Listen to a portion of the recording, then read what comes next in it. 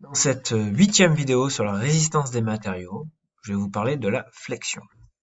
Alors, déjà, première chose à retenir, c'est que pour être en flexion, il faut que j'ai un moment qui soit perpendiculaire à l'axe de la fibre neutre, c'est-à-dire perpendiculaire à la ligne moyenne. Et ce moment, je fais référence à la vidéo numéro 3, on le note MF, M comme moment et F comme de flexion. Alors, on rencontre de la flexion dans quel cas?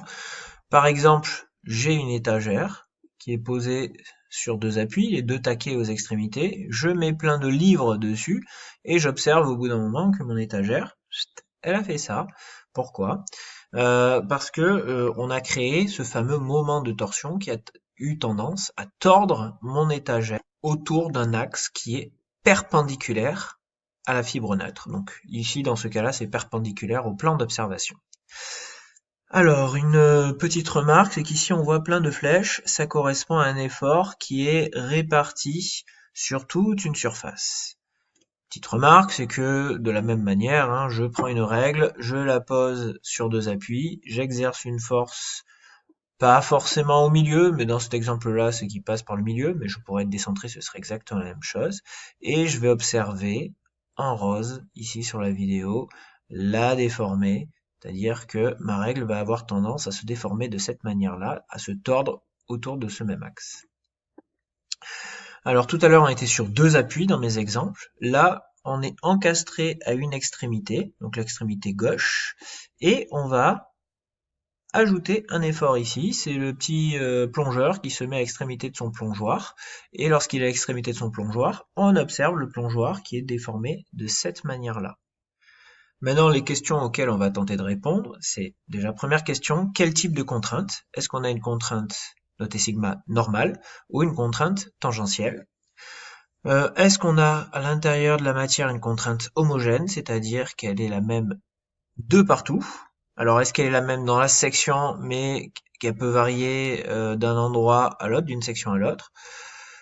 Ou la contrainte est-elle la plus importante? Est-ce que c'est, par exemple, ici que la contrainte va être plus importante? Parce qu'on voit qu'on a un déplacement qui est plus important ici, donc on se dit, si on a un déplacement plus important ici, peut-être que la contrainte est plus importante qu'ici. On va voir ça.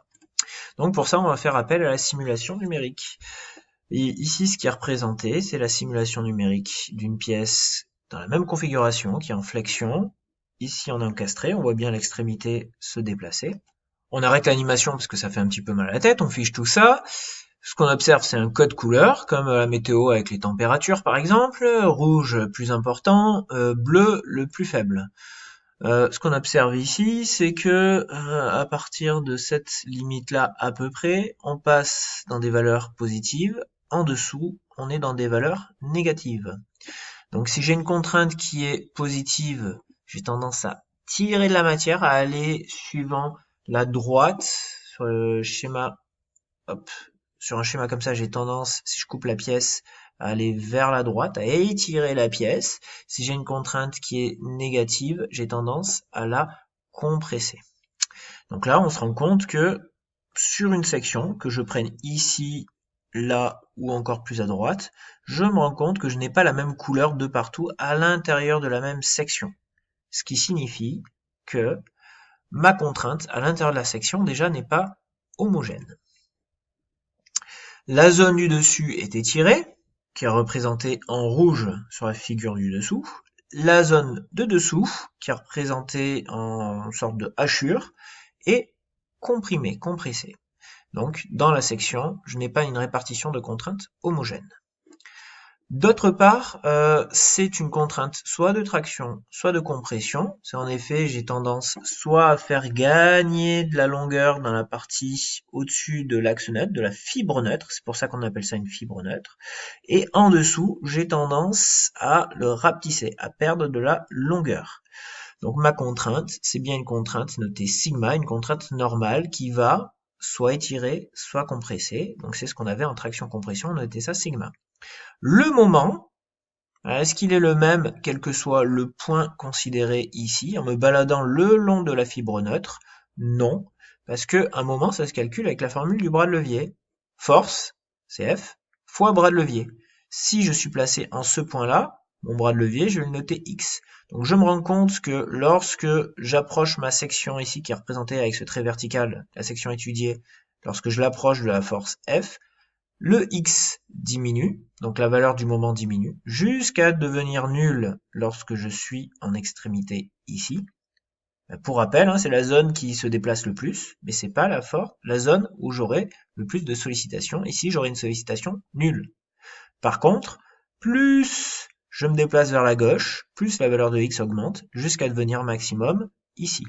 Et effectivement, si vous essayez, si vous encastrez une pièce et que vous mettez un effort comme ça, quand ça cassera dans la zone ici d'encastrement.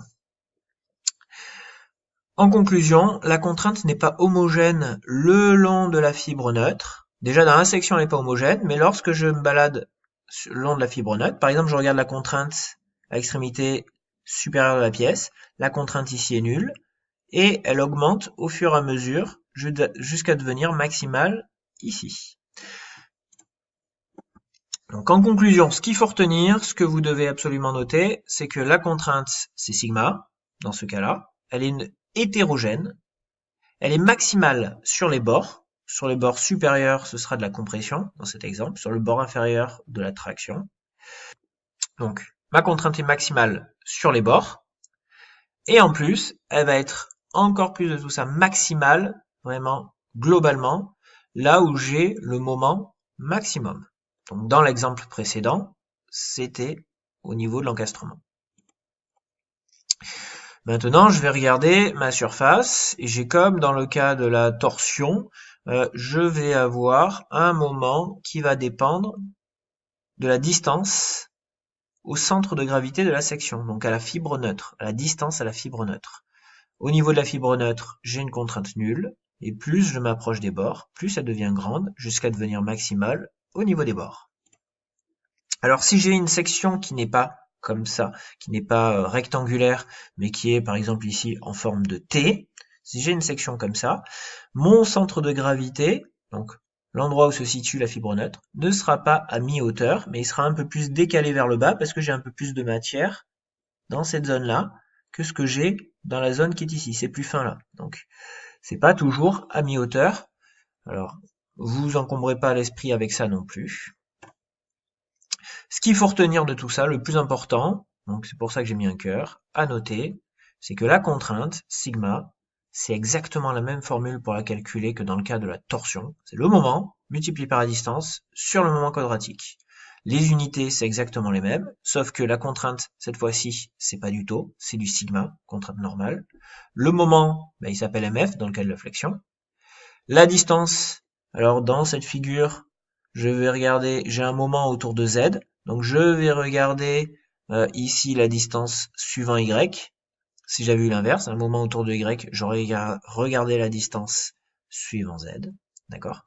Et si j'ai du Y ici, là j'ai du Z et réciproquement, donc moment quadratique suivant l'axe Z.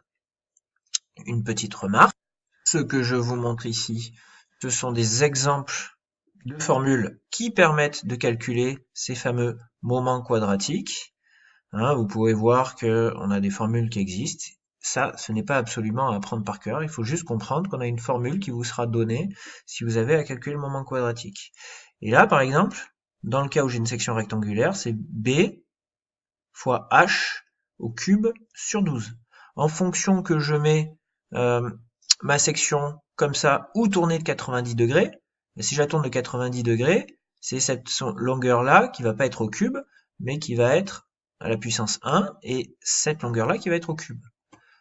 Donc, regardez, je ne vais pas du tout avoir la même contrainte et déformation si je mets ma planche comme ça, exactement la même section, si je la mets comme ça ou comme ça. Dans le cas du haut, elle va se déformer beaucoup plus, j'aurai des contraintes beaucoup plus importantes. Dans le cas du bas, la matière est mieux répartie, et donc j'aurai une déformation plus faible. On va parler de flèches, c'est déplacement à l'extrémité ici. Alors ça, il faut pas retenir tout ce que je viens de dire dans le détail. Ce qu'il faut juste savoir, c'est que ce fameux moment quadratique, ça dépend de la géométrie que vous avez et de la hauteur, de la largeur, etc. d'un certain nombre de paramètres. Au final, en conclusion générale, par rapport à la torsion et à la flexion, c'est que j'ai exactement les mêmes formules dans les deux cas.